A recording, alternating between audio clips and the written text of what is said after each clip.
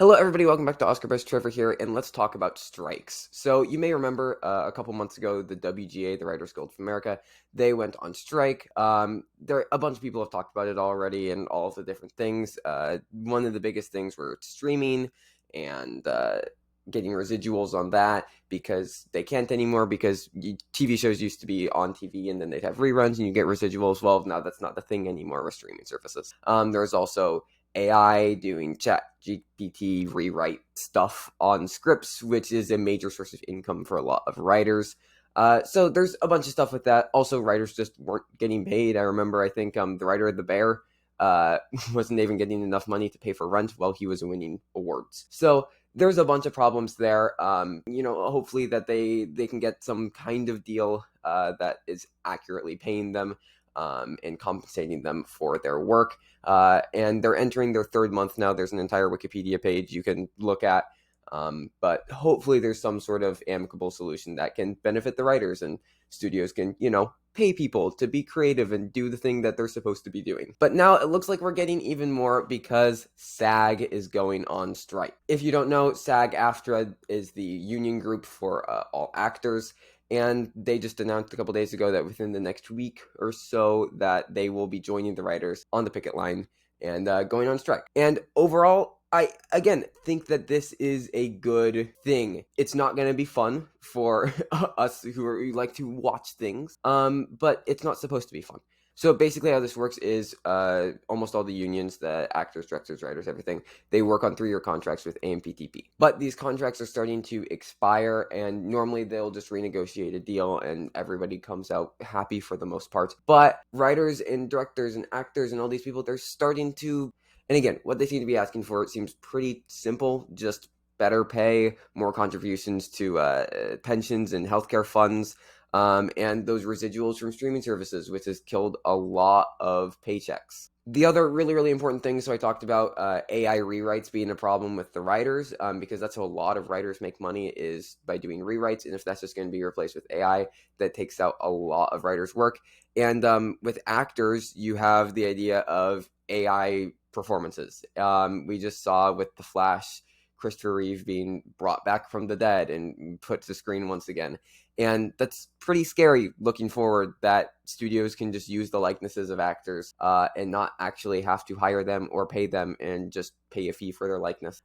Because, it also isn't just always about money. These actors do like to work, and having some sort of protections against AI would be really important, especially if you look at voice actors and just how good AI voice models have gotten over the past couple of years. Like, it isn't too hard to imagine a world where animated films and TV shows are just fully done by AI voices. And that's really, really terrifying for all the voice actors out there. So any sort of protections would be massive if the studios could grant them to these unions. So if the SAG strike would be going forward on Wednesday, just a couple things that they wouldn't be able to do. Obviously, they wouldn't be able to film any movies or TV shows. All productions would have to halt on that. There are already delays with the writer's strike and obviously not being able to write anything, but this is really just going to be a nail in the coffin. Nothing's really going to be moving forward without the actors, except for like reality TV shows, I guess. No press junkets, premieres, interviews, anything like that can't happen. So again, just anything with their likeness where they are producing some form of content. They wouldn't be able to do anything at San Diego Comic-Con and wouldn't be advised to attend at all. And then the other really big thing is award shows. And we talk about award shows a lot on this channel. And this was some pretty big news. The Emmys are likely going to be delayed until November or January. So nominations are still going to come out tomorrow.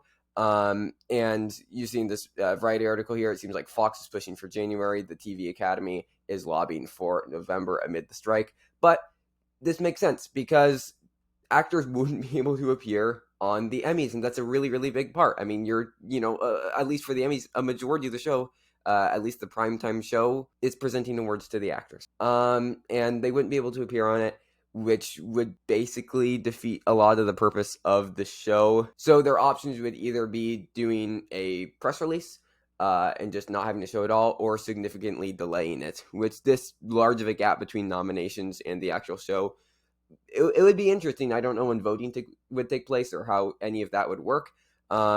but it would be uncharted waters for the Emmys for sure. And the Tonys actually just happened last month amid the writer's strike, and they basically just did a completely improvised show because writers couldn't write anything for the show for them to write jokes or anything like that. So the actors just entirely improvised, but even that wouldn't be able to happen with the actors on strike because people like the host Ariana DeBose wouldn't have been able to appear on the actual Tonys broadcast. So this is pretty big, at least for what we look at here on this channel, which is mainly focusing on awards. But I really would be shocked if the Emmys happened in September, even if the actor strike gets resolved. Like, they probably would need to start writing the show by now if it would be happening in 2 months. And with the writers still on strike, nobody's working on anything, so that wouldn't be happening.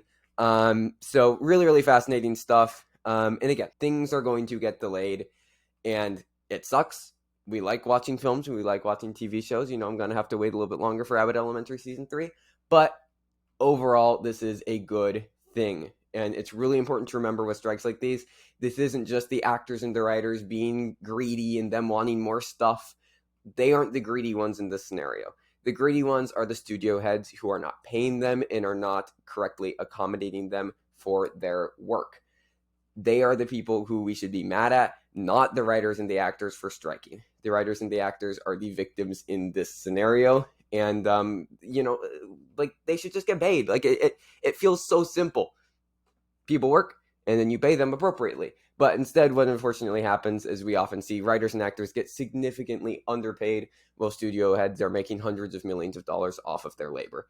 And it sucks. But the film industry, much like basically every other industry in the world, very, very top heavy. The rich get richer, and the poor struggle while making a bunch of stuff for the rich to continue to get richer. It sucks. So hopefully with strikes like these, this is the power of the workers, and this is how they fight back. And hopefully, especially amongst all of the AI stuff and threats to the future of their jobs, for the future of the film industry, they can try to lock down at least a little bit of job security and start getting paid. And as someone who personally, I want to be going into the film industry within the next 5-6 years after I graduate college, like.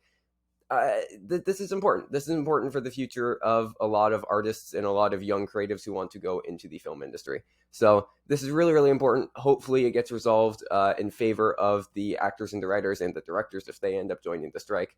But just wanted to do a quick little video on all of this because it's pretty important for the industry. And we always talk about awards here and they're fun, but like it just pay your people. I don't know, just pay the people. Anyways, thank you everybody for watching, and goodbye.